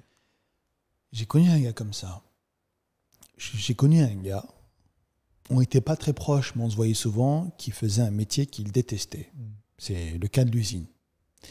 Et en fait, il voyait ma vie à côté, et on se connaît quand même depuis un bon moment, mais on n'a jamais été vraiment proches. Il me voyait accomplir des choses de la vie, mais lui, il reste toujours au même niveau. En fait, cette frustration s'est agrandie. Il me voit progresser, mais lui, il reste au même niveau alors qu'on part du même point. Il a pété les plombs, mec. Il a tout bazardé, et puis il a tenté son truc. Ah, j'ai cru qu'il avait pété les plombs dans le mauvais sens. Il a dit, hors de question que je reste comme ça dans ma vie de merde. Je veux tenter moi aussi un truc de ma vie. C'est magnifique. C'est magnifique. Après, je ne l'ai pas revu depuis le temps, mais j'espère quand même que ça a pris. Mais rien que le courage de se lancer, c'est quelque chose qui ne peut être que félicité. Après, tu sais, Nassim, bon, nous on parle, mais imagine, tu te mets à la place d'un gars qui a 3 enfants, crédit, et des enfants en bas âge. Le mec, il bosse et son salaire permet tout pile de tout payer. Dans son cas à lui, il pourrait se dire, attends, si j'arrête pour assouvir un caprice personnel, alors que je galère déjà à nourrir tout le monde, que va-t-il advenir de mes enfants, ma femme, crédit et tout? Je suis 100% d'accord avec Pour un toi. plaisir perso. Donc là aussi, il y a quand même un sacré dilemme. Hein. Bien sûr, bien sûr. C'est très difficile, ça Oui, c'est sûr. Comme tu as dit, là, le podcast, là, le mec, il a bien résumé. Ouais, ouais, Dans choisis les ta deux diffi- cas, c'est difficile. C'est difficile. Ouais, je Et suis tu as d'accord. raison, hein, de notre cas de figure, et même encore plus de mon cas de figure. J'ai pas d'enfant, tu vois. Je vis de ma passion, j'ai plusieurs entreprises. C'est clair que c'est facile à dire. Mais en réalité, c'est chaud. Mais tu vois, dans ton cas, ce qui est bien, c'est que tu as quand même réussi à te construire professionnellement, même si aujourd'hui tu avais des enfants et que tu devais, je pense, arrêter pour faire autre chose, ben, tu as déjà assez, je pense, hein, une trésorerie ou quoi, Ouais, c'est le cas. pour Ouais. assouvir quelques charges Bien pendant sûr, X ouais, ouais. temps. Ouais, carrément. Donc c'est ça, je pense, le plus important, c'est d'avoir un compte qui permet de payer les charges afin de tenter une nouvelle aventure ouais, je à un suis moment d'accord. donné de sa vie, tu vois. Mais c'est clair que on pourra que encourager les gens à trouver leur épopée Oui. pour ressentir ces sensations. Ah oui, et moi je n'aime pas cette remarque, je l'ai beaucoup entendue quand j'étais gamin, t'es un bon à rien, t'es un ignorant, je déteste cette remarque. C'est horrible, hein. C'est horrible. Je t'avoue que j'ai jamais été confronté à ça. On m'a jamais dit que j'étais bon à rien ou quoi que ce soit, donc j'ai eu une enfance très très différente pour le coup. Ah oui, oh non, moi c'était le bordel. Hein. Ah ouais, moi c'était compliqué. J'ai commencé l'école avec une année en retard. Je comprenais rien à l'école parce que mes parents ne parlaient pas français. J'étais le plus grand de la famille, donc il fallait que je comprenne tout. Donc, par exemple, quand j'étais en comptabilité, j'ai fait un bac pro compta. Je n'ai jamais compris ce qu'était le métier de comptabilité. On me demandait de remplir des factures, tout ça, mais je ne savais pas à quoi ça servait. Ouais. Voilà, bon, moi, ma scolarité était un petit peu chaotique, mais ça va, on a réussi à s'en sortir un petit peu. C'est le plus important, tu vois. Comme quoi, quand il y a une vision et que l'école, c'est pas non plus une fin en Tu soi. vois, j'étais vraiment nul dans ce registre-là, mais quand tu me mets dans un bon domaine qui me correspond, bah écoute, je vais pas dire que je suis le meilleur, mais je me débrouille assez pour dépendre de personne, tu vois. Et ce domaine qui te correspond, tu penses, tu l'as trouvé à quel âge? À quel âge tu t'es dit, vas-y, j'aime bien ça, et mon épopée, ça va être ça? 10 ans. Je t'ai dit, c'est quand j'étais enfant et que j'ai vu donc le cinéma. En fait, mon père comprenait pas les sensations que ça générait en moi. Tu sais, quand t'es un gamin, t'es trop réceptif aux choses de la vie. J'étais vraiment comme un ouf, Nassim, je pensais qu'à ça. Hein. Oh, tu vas me prendre pour un fou, mais... Je te prends pas pour un fou, c'était Attends. pareil pour moi. Écoute, attends, moi je faisais quoi? Quand j'allais à l'école, des fois je voyais 2 bancs comme ça. Je faisais comme Jackie Chan, j'essayais d'escalader. J'aurais trop aimé voir ça. Écoute, il y avait un banc, je me rappelle, quand j'allais à l'école, il y avait un banc comme ça. Il y avait une poubelle au milieu et un autre banc. Et le but, c'était de sauter comme ça sur la poubelle et ressauter sur le banc, un petit parcours, m'accrocher au lampadaire et tout. C'est comme Jackie Chan, tu vois. Vraiment, je faisais ça. Et moi, je disais à mon père, moi, je vais faire ça. J'aurais aimé qu'il me dise, allez, je vais t'accompagner, viens, on va au théâtre pour voir un petit peu, prendre des cours de cinéma, oriente tes études là-dedans. Mais non, pour lui, c'était, tu sais, je perds du temps, tu vois, je rêve un peu. Après, je ne lui en veux pas. Hein. Il vient d'un village en Turquie. À l'époque, il n'y avait pas d'eau chaude. Je ne sais pas s'il y avait d'électricité. C'est impossible de visualiser ça. Mais oui, tu peux pas. Donc, je ne lui en veux pas. Tu vois, j'ai juste, comme je t'ai dit, j'avais cette frustration. C'est ça qui m'a nourri. Je me suis battu pour lui prouver que je pouvais le faire. Et c'est comme ça que j'ai réussi. Mais qu'est-ce qui t'a convaincu que tu pouvais le faire? Tu vois, contrairement à un enfant de 10 ans qui a aussi les mêmes rêves, mais qui se dit, mais non, mais je ferai jamais ça. Ben, tu sais, quand cette graine se plante dans ta tête à 10 ans et que tu grandis, ben moi, ça ne m'a jamais quitté. Sauf que quand tu grandis, tu gagnes en maturité, tu développes certaines capacités cognitives, mais influencées par cette graine. Donc, ta manière de penser est toujours orientée pour la concrétisation de ce rêve. Et c'est comme ça, en fait. Ça ne m'a jamais quitté, si tu veux. Ouais. Wow, c'était magnifique. Ouais. C'était magnifique. Ouais. Mais oui. C'est ce qu'on appelle la passion. Attends, là. il faut qu'on fasse la suite de l'épopée, là. Il me faudrait un bon 500 000 €, peut-être 1 million, là. Allez, c'est parti. Sur mon PayPal, envoyez-moi 1 million. Il faut payer tout le monde, les acteurs et tout, là. Allez, il faut 1 million minimum. Et toi aussi, je te prends, tu vas faire le méchant, toi. Comment ça, je vais faire le méchant? Si je veux. Comme Schwarzenegger, il a commencé par méchant, et puis après, il a fait gentil. Ben oui. Et dans l'épopée, tu vois, tu parles pas. Oui. Dans la suite, On est d'accord que c'est quelque chose d'un peu plus, enfin, j'allais dire classique, mais si, c'est un peu quelque chose qu'on aurait un peu plus l'habitude de voir, donc avec un héros qui va faire la quête du héros. Oui, et puis typiquement. moi, j'ai déjà prévu des cours de théâtre, des cours de français, parce que dès l'instant où il y a Des cours des de dialogues- français? Oui, au cas où, pour vérifier certaines petites choses, ma prononciation notamment, Ouais. parce que dès l'instant où il y a des dialogues, tu sais, il y a ce côté un peu malaise. Parce que Nassim, il y a un problème. On a un problème en commun, toi et moi. On nous connaît sur YouTube avec une certaine étiquette sur la gueule. Pour t'en débarrasser. Oh là là. Et Damien m'a dit, il connaît bien les acteurs et tout, même les gars comme DiCaprio en souffrent.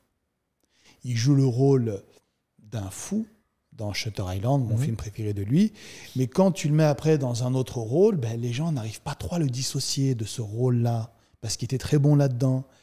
Donc c'est pour ça, le problème, c'est que quand je commence à parler, ma manière de parler, certains vont se dire, mais il parle comme dans les vidéos YouTube. Et du coup, ils auront du mal à te voir dans un autre rôle que ça. Exactement. C'est pour cette raison que des cours de théâtre sont prévus.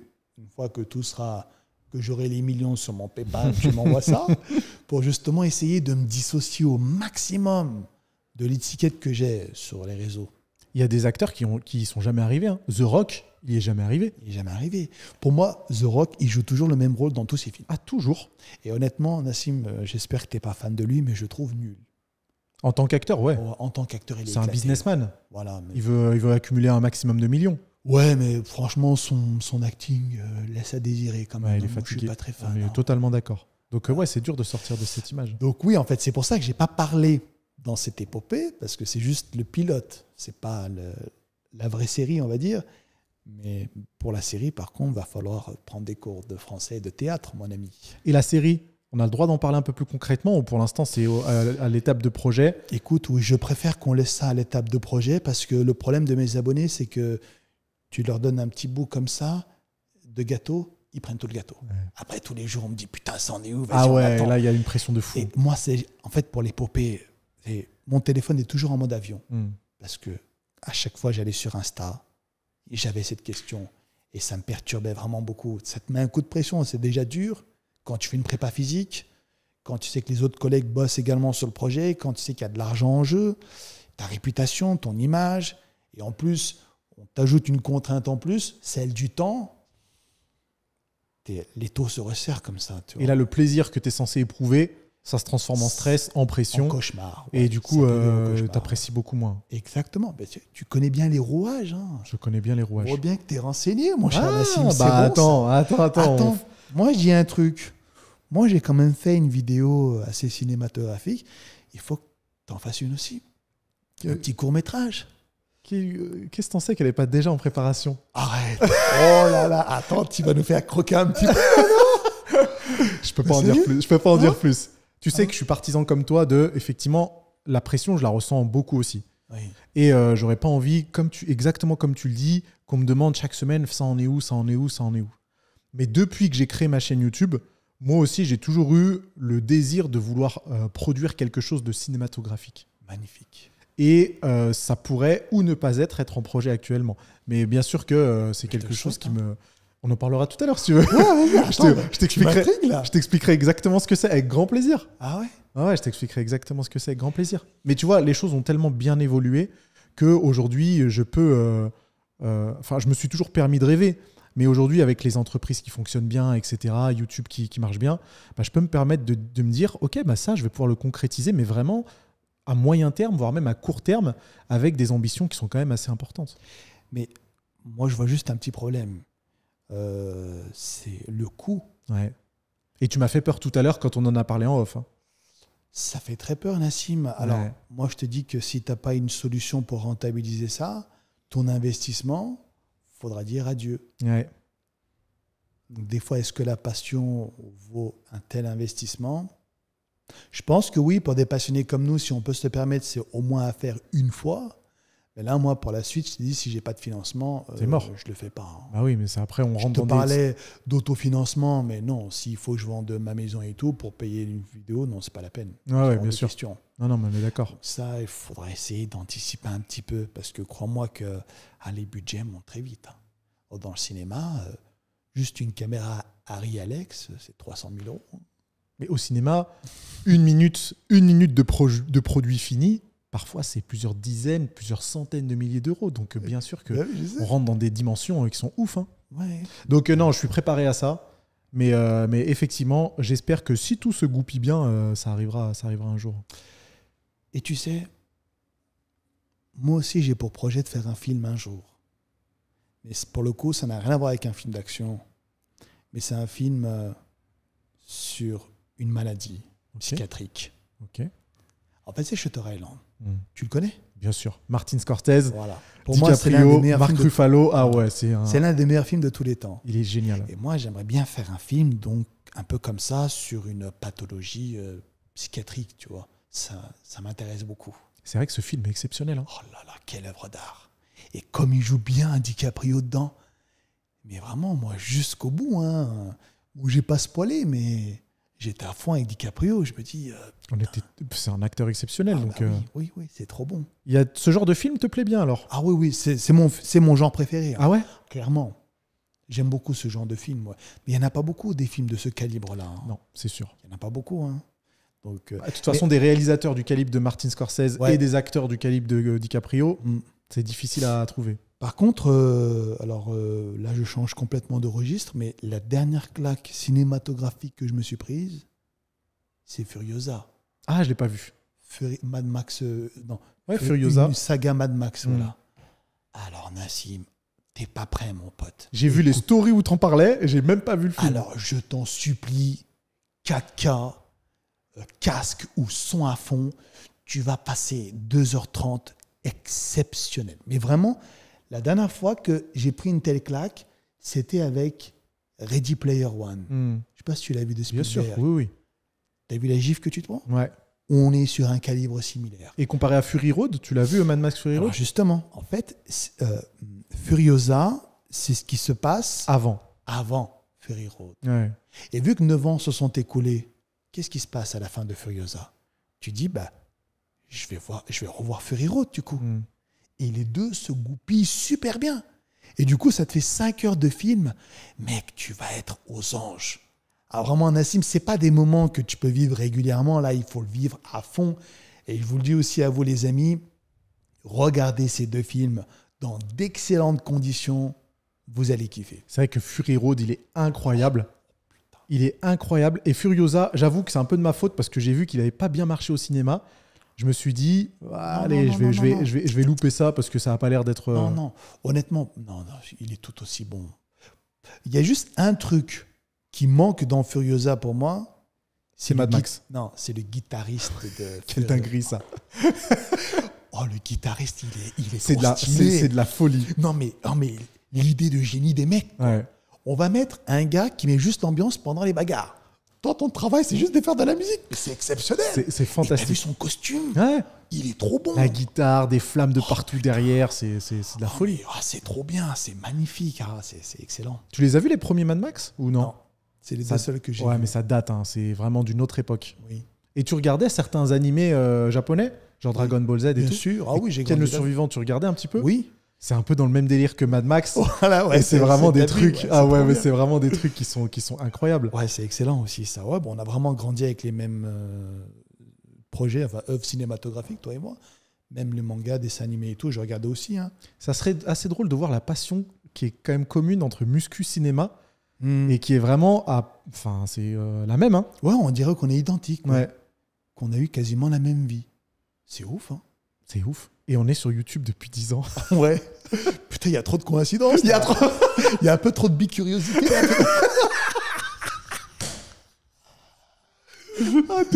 T'es un malade. Ok, reprenons nos esprits. Objectif de faire un film un jour. Et t'as un objectif en tant qu'acteur? Des fois, je le dis, moi, à mon entourage, j'aimerais bien réaliser un film et qu'il gagne une récompense. Pas pour la récompense, mais c'est pour me dire, il y a quand même la reconnaissance de personnes qui ont fait du cinéma et de se dire, ce film-là, il mérite d'être vu. Tu vois ce que je veux dire?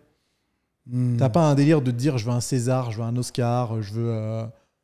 Mais en fait, là, avant toute chose, je suis à la recherche de sensations avant l'Oscar. Donc pas de reconnaissance. Honnêtement, oui. Là, c'est plutôt un plaisir personnel. Hein. Je veux vivre des émotions. Ben, en fait, c'est comme quand tu as un enfant, tu vois. C'est quelque chose que tu peux pas reproduire ailleurs. C'est trop exceptionnel, Nassim Vasson, tu verras. Et du coup, pour le cinéma, ben, c'était un peu ça. Là, je sais que si je fais un film qui passe au cinéma et tout comme je veux, ben, je risque de m'évanouir. Hein. Je pense. Mais c'est trop bon. Et il y en a encore qui t'en croient pas capable de se dire, des gens, ils vont regarder ou écouter ce podcast, ils se disent, mais Efkan, il est en train de délirer, jamais il fera un film. Ou Nassim, il est en train de délirer, il a parlé de César ou d'Oscar. Les mecs redescendaient d'un étage, quoi. Écoute, moi, on m'a dit ça toute ma vie. Aujourd'hui, j'ai réussi à faire tout ce que j'ai entrepris. Et on le sait, ça, on le sait, ouais. Oui. Donc moi, honnêtement, j'ai confiance en moi. Et puis quand je lis les commentaires sous la vidéo YouTube, bah, les avis sont unanimes. Ils sont tous convaincus. Et au sein de ma famille, bah, eux, ils comprennent toujours pas. Ils disent comment t'as fait. Ils comprennent pas que c'est moi qui l'ai fait, tellement c'est incroyable. En fait, ils n'avaient aucune confiance en moi. Mais vu que je l'ai fait quand même, on dirait qu'ils sont un peu dans le déni. Ouais. Mais comme je t'ai dit, je leur en veux pas parce que Nassim, tu sais, ma famille, moi, c'est très terre à terre. Chantier, voilà, il n'y a pas de cinéma, machin et tout, tu sais. Pour eux, c'est incroyable. Voilà. Mais du coup, moi, je suis curieux de voir c'est quoi ton prochain film, là. Ah, t'es curieux. Attends, tu penses qu'il te faudrait combien, là, pour le faire? 5-6 millions? D'argent? Non, beaucoup moins. Ah bon? Ouais, parce que même si c'est un projet cinématographique, c'est dans un genre qui mérite moins d'argent. Tu pourrais deviner facilement, je pense. Mais tu essaieras de deviner plus tard. Ouais, mais pas de souci. Mais je t'en parlerai avec grand plaisir et tu me donneras ton avis sur la question. Vas-y, je suis très intrigué tout d'un coup. Je serais curieux de savoir ce que tu en penses. Ouais, vas-y. Mais tu vois, pourquoi je disais est-ce que ça t'embête que certaines personnes t'en croient pas capable? C'est surtout, je voulais aussi aborder le rapport que tu as avec les autres. Est-ce que tu as senti que au fur et à mesure que tu vieillissais, que tu grandissais, que tu te développais, il y a eu un décalage avec soit tes proches, soit ta famille, soit tes amis, soit les gens que tu avais l'habitude de côtoyer. Et du coup, la vie sociale, elle est devenue un peu... elle a changé un peu, quoi. Bah, j'ai toujours été un petit peu déconnecté de mon entourage. Hein. Je suis un peu déphasé avec tout le monde. Tu sais, je suis un peu dans mes délires. C'est pour de par ton caractère, tu penses? Oui. Ouais. Bah, et de ma vision de la vie, de mes projets. Et c'est pour ça que beaucoup de gens me qualifient un petit peu d'être bizarre. Toi, le premier, même. Un petit peu atypique, on va dire. Et donc, sans que ce soit péjoratif, bien sûr. Bien sûr. Non, mais t'inquiète. Hein. Non, mais j'ai compris, t'inquiète. Et donc... je n'attends pas forcément de réaction ou de soutien quelconque de la part de mon entourage parce que mon entourage se limite à ma communauté sur YouTube, en qui j'ai une confiance aveugle. Peut-être pas tous, parce qu'il y en a qui sont là pour m'insulter aussi. Ouais.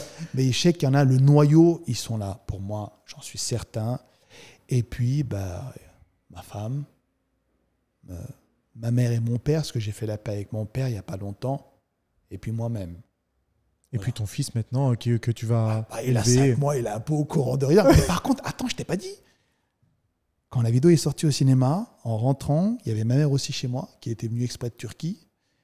On s'est mis devant l'écran. Ma mère a regardé la vidéo avec mon gamin. Oh, mon gamin, il était comme ça. Non, captivé. Il n'a pas décroché. Alors, soit parce qu'il est attiré par les écrans, soit parce qu'il a reconnu son daron, mon pote. C'est beau, ça. Eh oui. Et je pense que il va se passer la même chose avec lui qu'avec moi. Quand il sera plus grand et qu'il va voir son père à l'écran, il va peut-être se dire « je vais faire comme lui, mais je vais achever son projet ». Donc si je ne réussis pas à faire de film, peut-être que lui, il pourra. Ça serait beau. Ça serait incroyable. Mais bon, il ne faut pas faire trop de plans sur la comète parce que je ne peux pas décider sa vie. Hein. Peut-être qu'il va s'en battre les couilles du cinéma, mon pote. Absolument. Peut-être que son truc, ça va être le foot. Et tu le soutiendras? Ah bah oui. Bah ouais. Attends, s'il finit comme Kylian Mbappé, moi je dis vas-y. On va pas s'en plaindre. On va pas s'en plaindre. Comme ça, tu m'achètes une petite maison à Monaco. Moi, je dis rien. Oh non, le fou. On perd pas le nord. Hein. Voilà. Ah mais grave. Voilà. Ouais. C'est fou cette évolution. Hein. Ouais, magnifique. Hein. Mais en tout cas, ça fait plaisir. Et oui, ce rapport aux autres... Ouais, tu sais, en plus, comme je t'ai dit en privé, j'ai beaucoup de mal avec l'espèce humaine en ce moment. J'essaye de limiter au maximum mes interactions sociales. Et dès qu'il y en a une qui arrive de manière fortuite, quand je sors de chez moi, j'essaie de l'écourter. Parce que j'ai été assez traumatisé là récemment par l'être humain, que ce soit dans ma vie privée, dans ma vie professionnelle, ou même dans mon entourage, quoi. L'être humain est une machine très bizarre, Nassim. Mais est-ce que ça te dégoûte vraiment des interactions?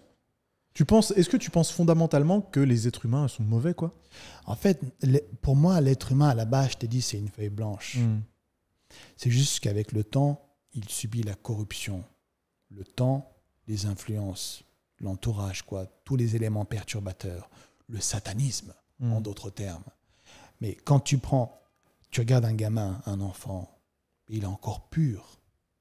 C'est quand il grandit qu'il devient un sale con. Il y en a qui finissent bien, d'autres qui finissent mal.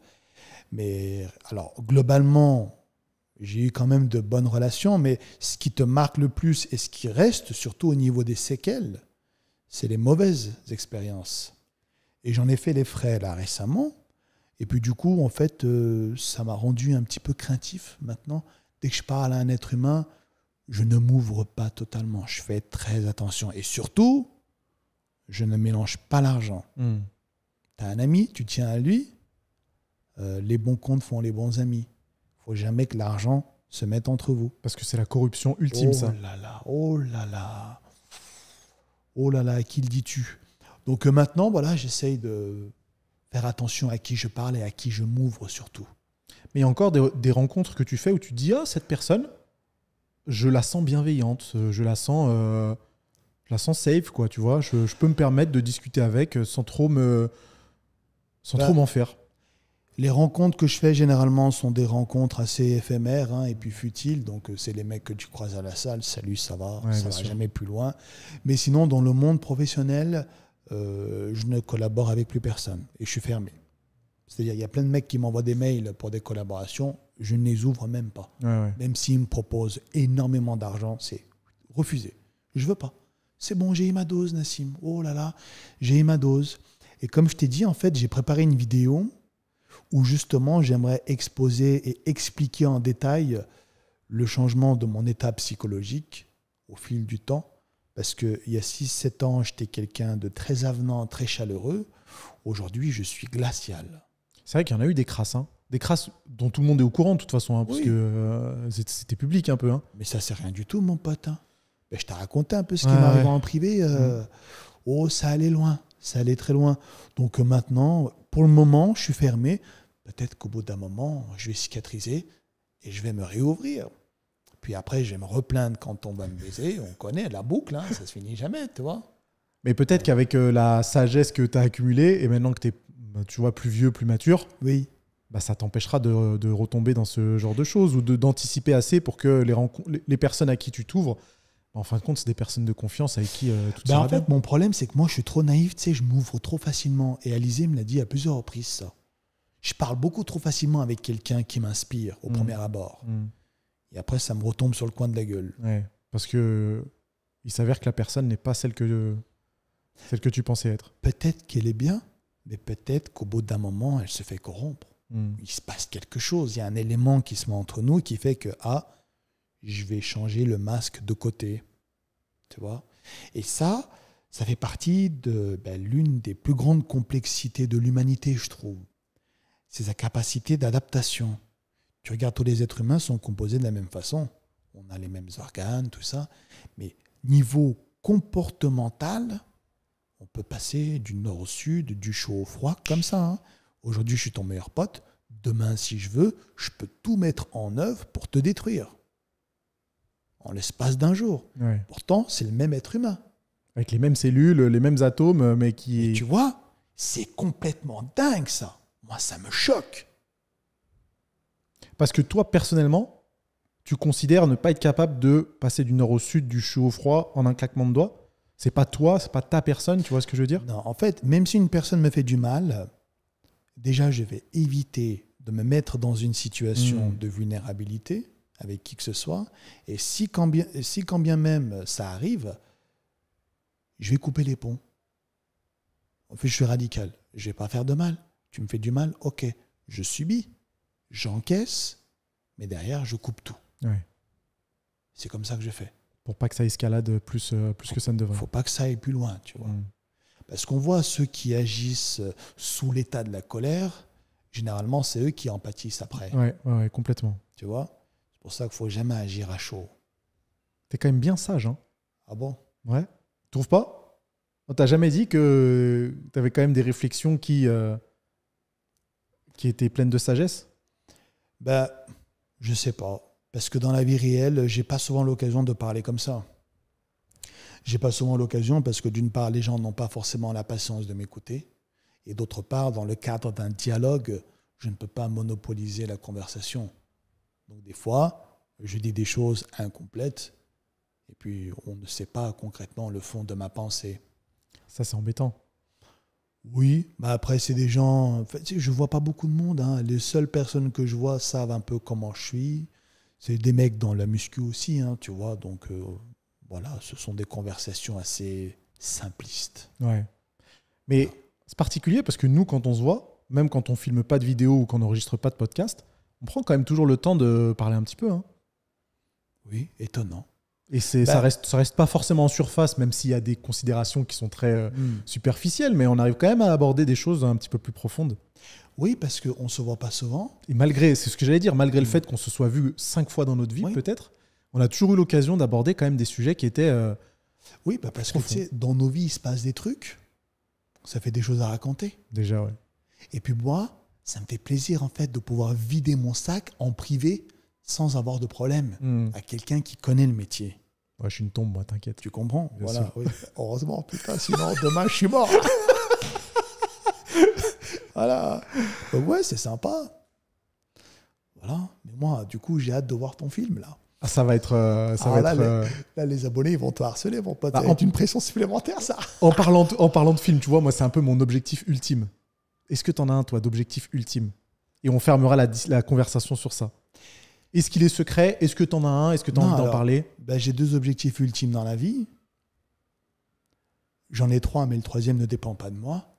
Le premier, c'est comme toi de faire un film, mais un film digne de ce nom, avec un budget d'au moins 10 millions, un truc très sérieux.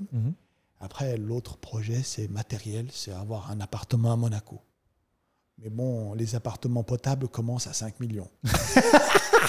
Il faut se lever tôt. C'est aussi cher qu'un film. Il ne faut même plus dormir. Hein, ah ouais. Et puis le 3e projet, qui est indépendant de ma volonté, ben, j'aimerais que mon gamin finisse comme Mbappé. Ouais.